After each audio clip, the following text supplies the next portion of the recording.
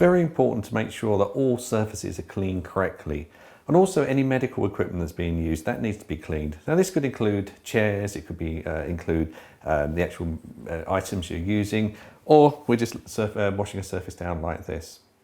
Now, there's lots of different products you can use. Now the first thing you need to consider is, do you need to wear gloves?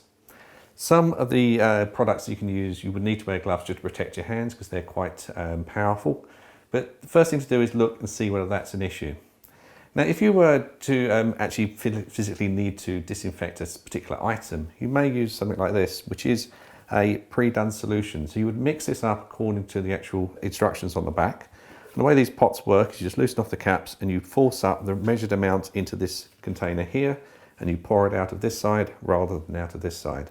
That way we can ensure that we get exactly the right amount of the cleaning agent, and then make sure you put that with the correct amount of water. This is a spray that you physically spray onto a surface, then clean off with a cloth.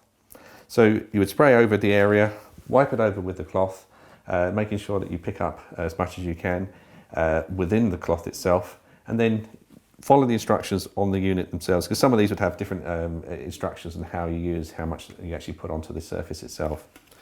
Other options would be the wipes. Now these work by just pulling a wipe out of the pot, and then they normally just tear off. What you've got here is a wipe which you can just rub down onto a surface. It's wet and it will then evaporate once you've actually cleaned the surface.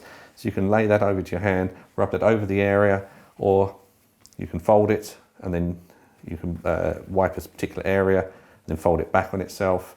So you're always dealing with a clean surface the whole time with the wipes. Now, things like the wipes, you need to dispose of them correctly. So again, make sure you put these into the waste disposal with the correct area. It may well be the hazardous waste disposal.